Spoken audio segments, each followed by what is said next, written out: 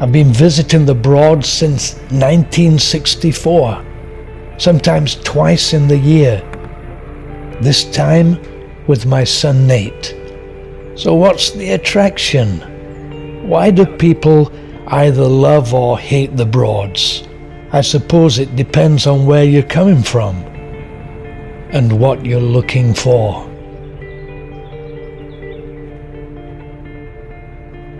We were soon cruising down the Bure towards Horning. Weather was a little dull, but no wind and not cold. Early June. Our boat gave us a high viewpoint and was easy to handle. I like to be able to put down the windscreen and feel a part of nature. Into Wroxham Broad. Interesting skies.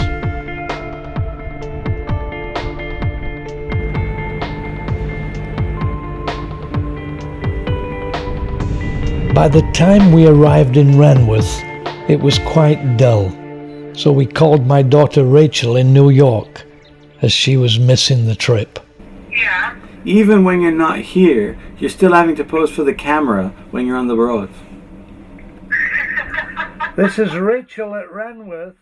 Talked for over an hour. Then a very interesting Broads phenomenon occurred. The sky was black.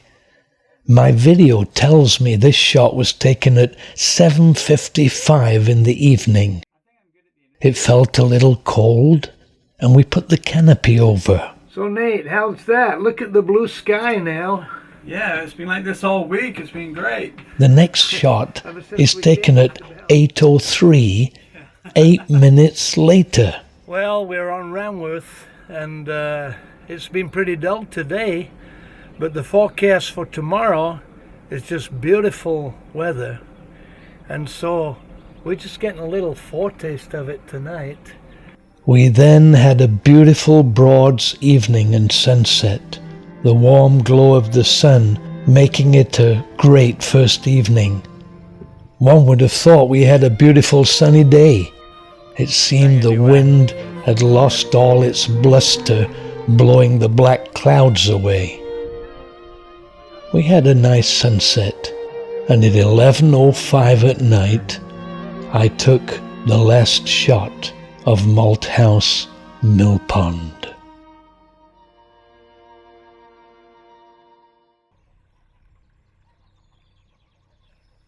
If you ask me why I love the Broads so much, here are a few reasons. Wake up in the middle of nature, a nip in the air, Henry Heron getting breakfast. Everything peaceful, colourful, just the sound of bird song, anticipation. Take on water for the day, rue not having seed for Charlie Chaffinch. Marvel at the view from Ranworth Staithe on a beautiful morning. Have a coffee, a leisurely breakfast, a relaxing read.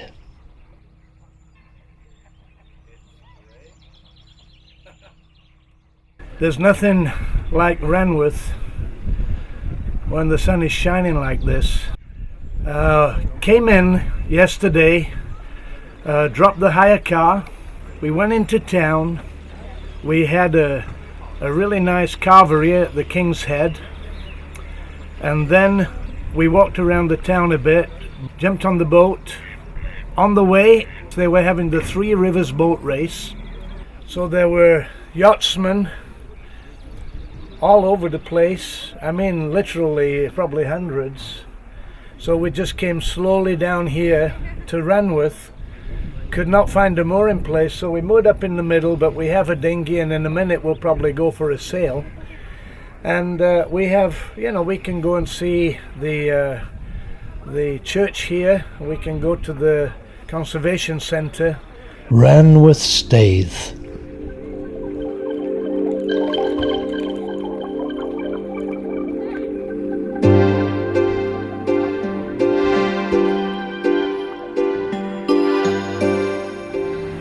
We're going to Ranworth Church. then the usual exploration. St. Helens, the Cathedral of the Broads. An interesting visit for many reasons, not least coffee, soup and cakes in the coach house, which is now a tea room. The interior of the church is fascinating. Pipe organ, cantor's desk, the rood screen with the white rose of York, reputed to be one of the best in the country. Very few survived Oliver Cromwell. Now here is a memorial stone that's intriguing. John and Lucy Kerrison's daughter Mary, apparently born in 1807 or 1808, when her dad was about 6 years old and her mother around 11. According to the inscription, my guess is she was 61 when she died, not 81, and there's a typo. Or should that be an engravo? After viewing the antiphona and climbing the tower to see the great views, we go on to Ranworth Conservation Centre. The Norfolk Wildlife Trust has done an excellent job here, making the marsh accessible, and the Wildlife Centre here is excellent. Every now and again, just loitering with intent in Norfolk's quiet places, one gets a special glimpse of nature. A little brown face with whiskers, small neat ears, and a thick, silky hair. It was the water rat, so wrote Kenneth Grahame in The Wind of the Willows. Ratty, of course, was not a rat, but a watervole, indeed charming, and now uncommon in Norfolk's streams, rivers, dikes and ponds. It's actually a threatened species, having suffered the largest decline of any British mammal in recent years, so I was very fortunate and happy to film it. Very good day. We had hot weather. We moored up in Ranworth, checked out the church, checked out the nature reserve, had a chat with the locals. I don't know how to do a Norfolk accent. We come in here, we just ordered some Chinese food from the Penang dude. We're watching Spain versus Italy. The sun went in again, and we headed out from Ranworth toward Barton Broad. I think the early evening is one of the best times to cruise. Most people are moored up already, and it's often difficult to find a mooring place. But the plan is to moor up at Barton Broad, amidst nature, and we'll cook dinner aboard. So we enjoy the evening, and hope the sun will reappear like it did last night. We cruise up the Ant, under Ludham Bridge, and feel that old sun may still make an appearance. After How Hill we slowed down.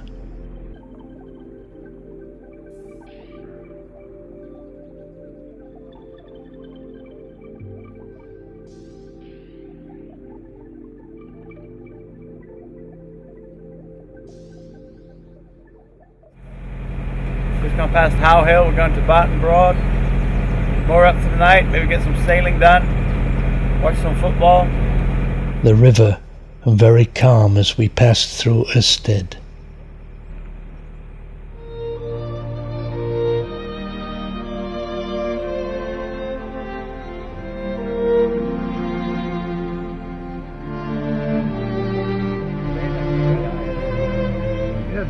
Even saw a pheasant.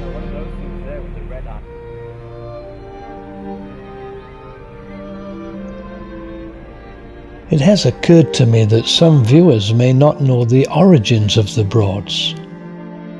For many years, regarded as natural features of the landscape, it was only in the 1960s that it was proved that the majority of the lakes were actually artificial features, the effect of flooding on early peat excavations, dating as far back as Roman times. We're heading for Barton Turf, a name which gives a clue to this. After the peat was cut, the excavations gradually filled up with water. So now we have the beautiful Barton Broad as the sun sets.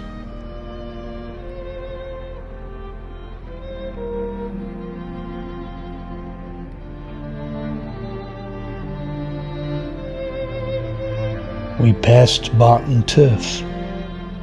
Just over those trees is Barton Hall, where Lord Nelson's sister lived. From this stave, he learned to sail. And I have this on good authority. Miss Nelson's ghost, seen here from time to time, told me one scary night. Then we cruised the length of Barton Broad as the sun set.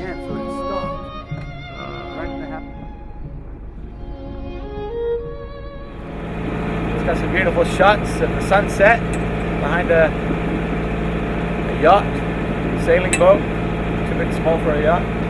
Now I'm going to find a place to moor up, Barton Broad. Moored up on the western side, at the entrance to the dike that leads to Neatis Head.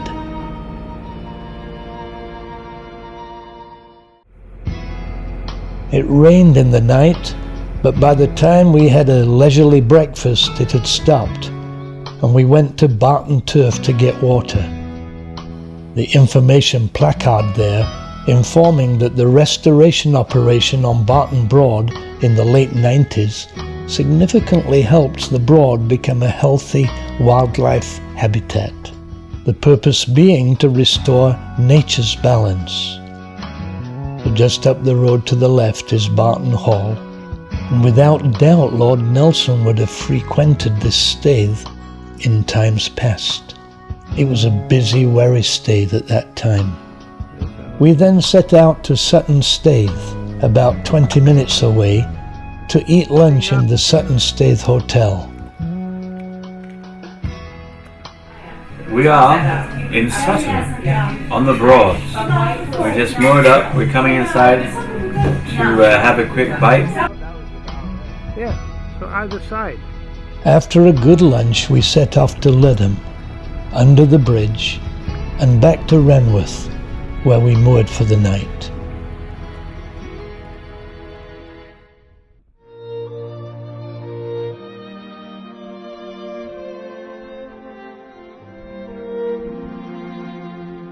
Next morning we decided to take the ferry tour of Ranworth Broad with the Norfolk Wildlife Trust Warden. So this is Malthouse Broad, this is Ranworth Stave on Malthouse Broad, and just coming up on the left here, I don't know if any of you have climbed the tower, the church tower.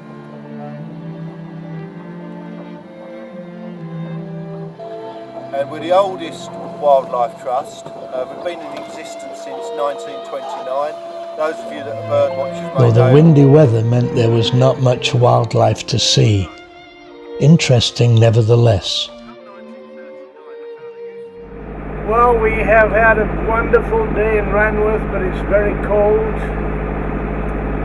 And we've even got the windscreen up, but we're heading up just up to How Hill.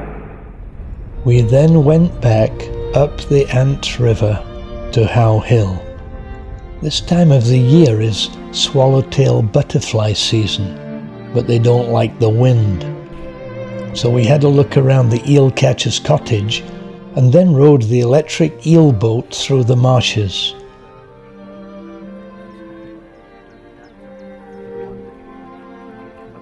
The boat gives a completely different view of the Broads, and the warden, as always, was a wealth of information.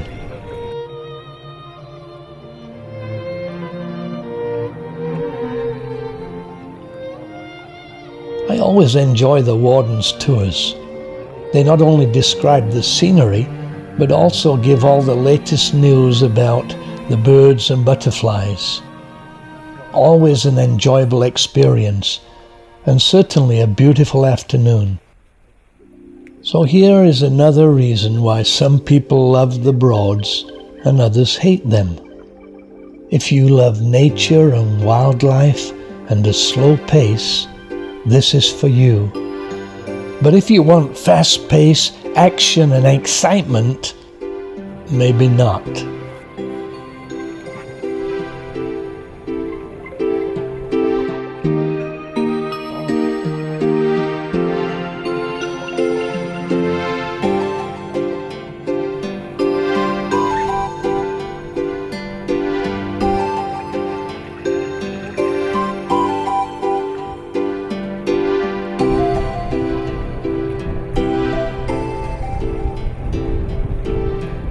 So here, for all you wildlife lovers, the beautiful swallowtail butterfly, this particular species found only here and shot on my last trip.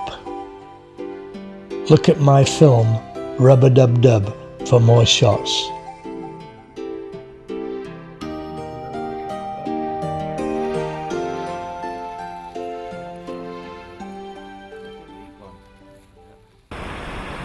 Just went in and asked if Eric Edwards was still around, if he ever came in, and the man inside just told me he died on Friday. He went into hospital for some operation and it didn't work. So he passed away last Friday, so that's just sad. Interesting. And always had a chat with him. Reed is 80 years old. And that bunch of reeds are still as hard as the day it was put on. It's discoloured, but that shows the quality of Norfolk reed. This is Eric Edwards. How long you been here, Eric? Since 1967, as Wow. a marshman, Yeah, cutting thatching material. I work for the Broad Authority, yeah. but I work at Harrow Hill here on the marshes. And I still like some of the old ways of cutting materials, cut with the old side. And Yep. this is sedge used for ridging. You must enjoy it working in this nice environment, do Oh you? yeah, it's wonderful here really, as you can see. Oh, you get the odd days which are a bit miserable, but it's like everything else in life. You get good days and you get bad days. There are many TV programs about the Broads and about East Anglia. It's quite a character.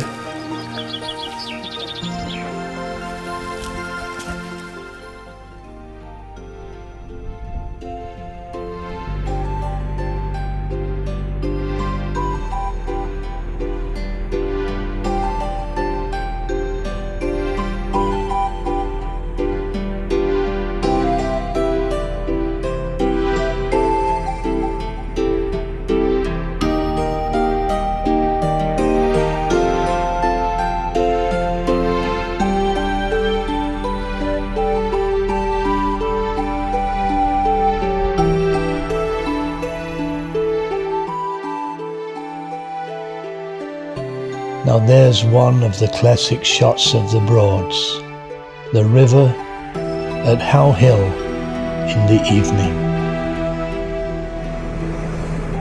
Well, had a good time on the electric eel, heading down to maybe Horning, then South Walsham, and maybe even into the bank.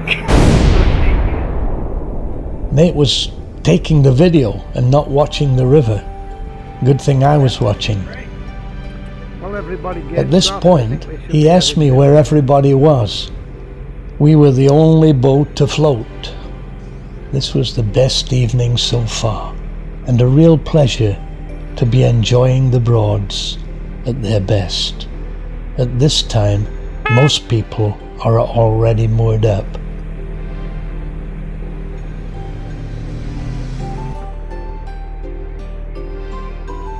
I love this time in the evening because it's so quiet. But on this occasion, we found a feathered friend. Daffy Duck joined us for a snack. She was obviously very hungry and ate out of my hand. She dive-bombed the boat when she arrived, and Nate dived for cover. Horning was beautiful in the evening light, surely one of the most scenic and photographed places on the Broads. I call this the Horning Mile, without doubt the place which, for me, epitomizes the Broads. Beautiful night, 34 degrees. Getting sweaty in my jacket. He said 3 to 4 degrees, by the way. Surely there's great diversity of scenery here, but whenever I hire a boat, I feel I have arrived as I cruise along this stretch. These quiet moments in the late evening as the sun sets are priceless. As we sailed up to South Walsham Broad, the river was calm, the evening sun giving a nice feeling. The 1,000-year-old St. Benet's Abbey getting a facelift. Another great day.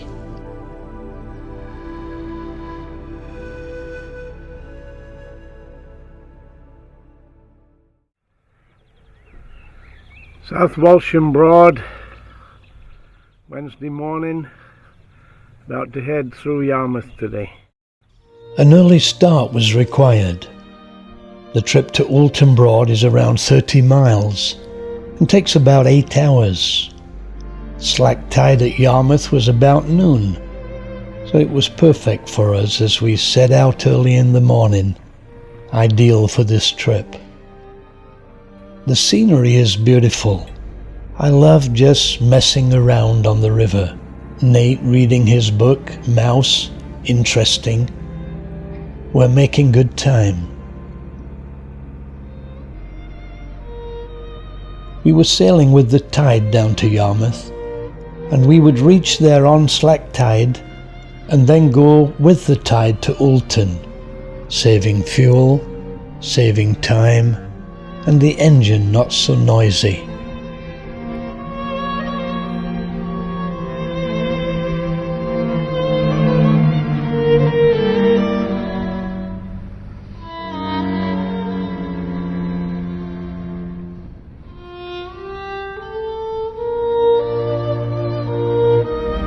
We're going along, trying to catch the tide by Great Yarmouth, going across Braden Water to go down the south side. So hopefully we'll catch the tide okay.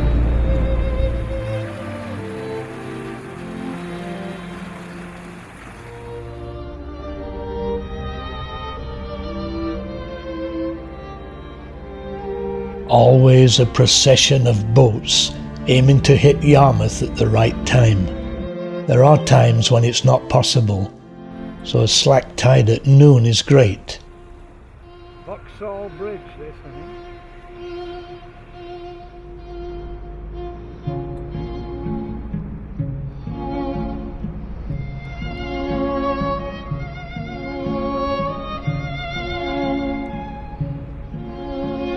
Smooth run. We were soon cruising through Braden Water, the largest expanse of water on the Broads. It was actually the site of a Roman fort, Burgh Castle, which in the 3rd century would have protected the estuary. We're on Braden Water. Nate is a Shakespearean actor, so he likes his impersonations. That one was Ringo Starr. Or was it David Beckham?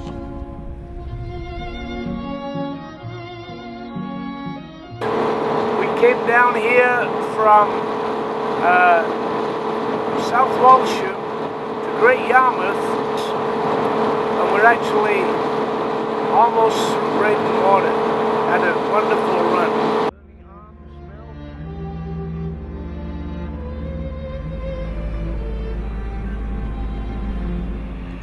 We stopped in St. Olave's to have a meal in the Bell Inn, the oldest pub on the Broads. Always good food there.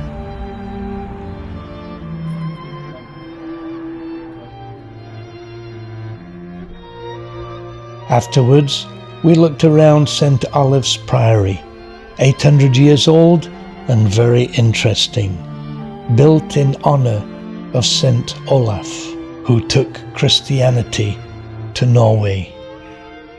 One of the joys of visiting the Broads is the variety of things to do. I love history, and to see, learn and explore such sites is fascinating. As we marvel at an 800-year-old historical site, we consider what it was like 800 years ago.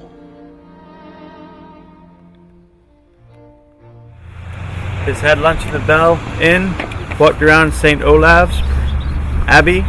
Now we're going to take the boat up to Barton Broad for the night. We then continued to Oulton Broad and enjoyed a beautiful summer's evening, taking a stroll and watching the sailing boats.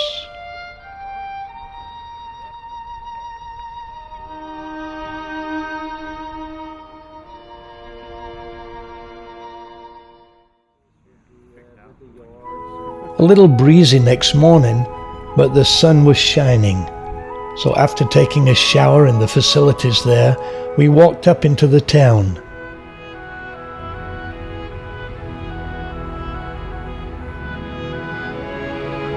This is at the southern end of the Broads and a very scenic spot, so we enjoyed looking around.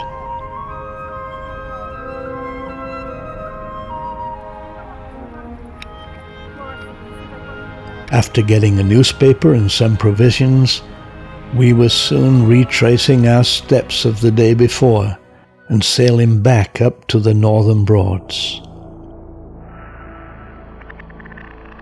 Our plan to travel from Oulton Broad, one of the most southerly parts of the Broads, to Dilham, the most northerly point, in one day.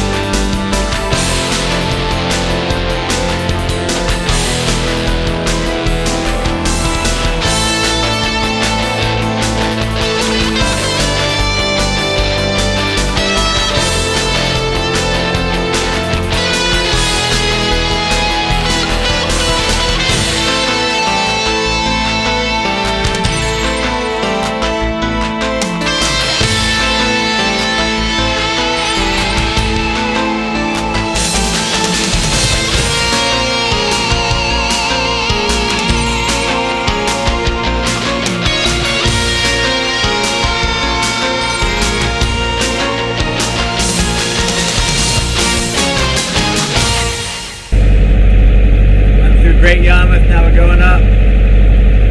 Topside, it's a beautiful day. Broads on days like this, just can't beat it.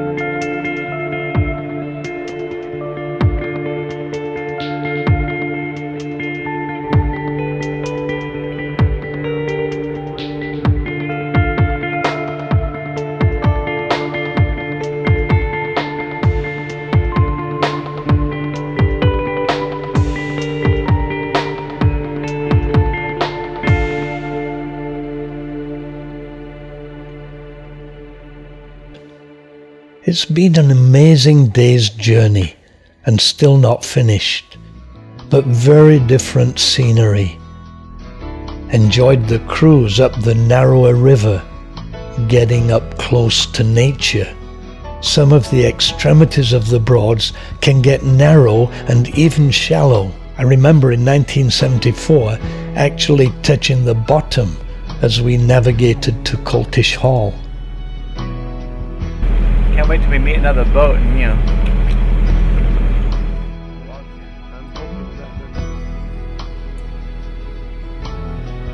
Places like this give a great contrast to the wide rivers and busy villages and broad Broads.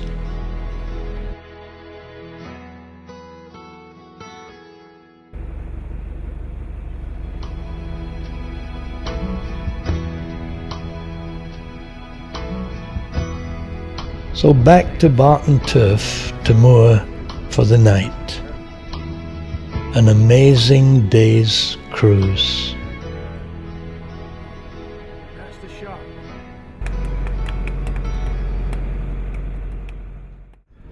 Well, Barton Turf, about to take on some water. Beautiful morning. Thoroughly enjoying our time here. Next day got an early start in the sunshine. We need to fill up on water once a day, and the best time is after we've showered in the morning. We decided to try to get better shots of Hunsett Mill. Our disappointment on not getting a good shot the day before meant we enjoyed a leisurely cruise back there to shoot it in the sunshine.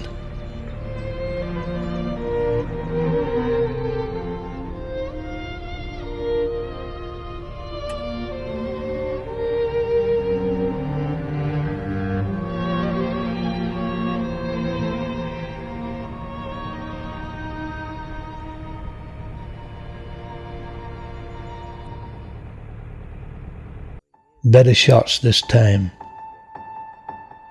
The renovated house and new extension got the Best New House of the Year in Britain award in 2010.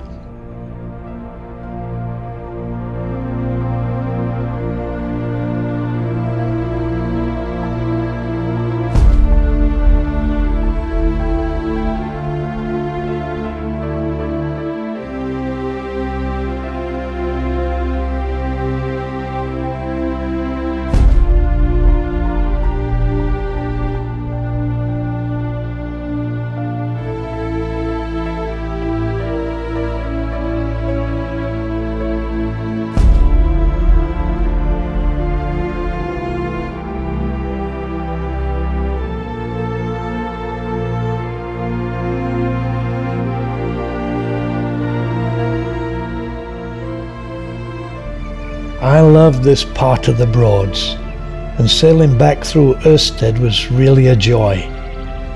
There are riverside homes all over the Broads, but Irstead has to be one of the nicest stretches of water, peaceful and pretty.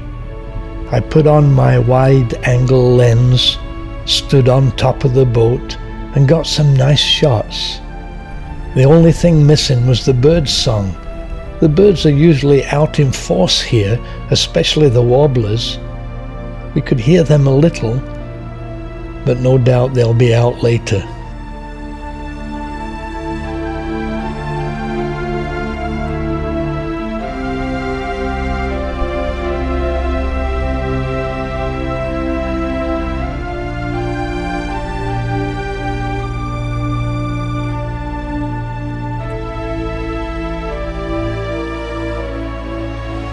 Destination was South Wroxham, and a run around the inner Broad there is very enjoyable.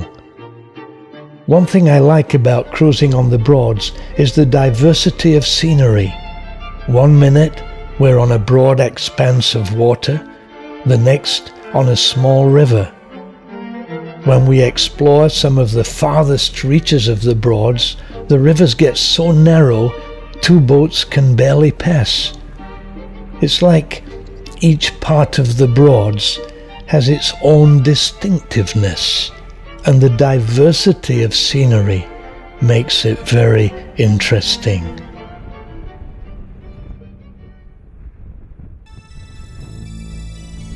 Last look at Horning, sun still shining, and again the river not too busy.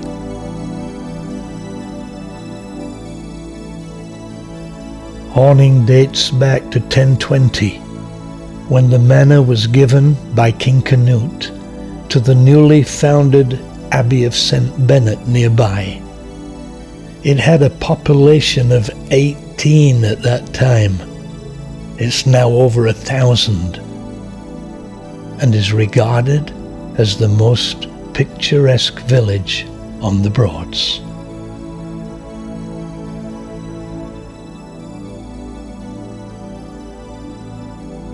The Swan Inn dates back to 1696, though the present building is only 200 years old.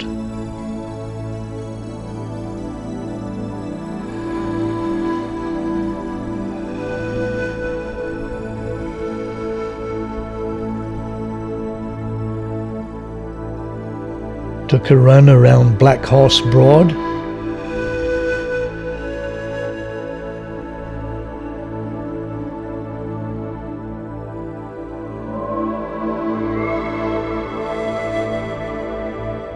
and then Salhouse, one of my favourite places to moor.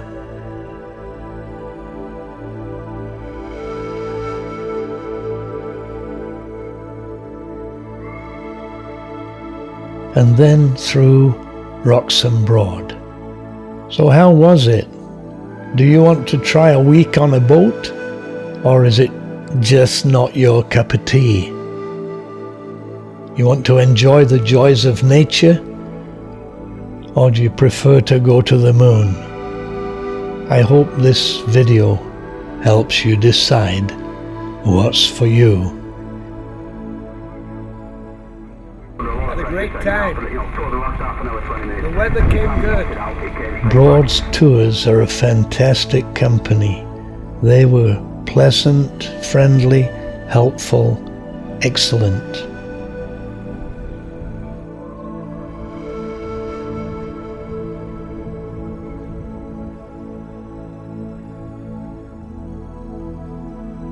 One more time. We were blessed with great weather, a great boat, and had another memorable holiday.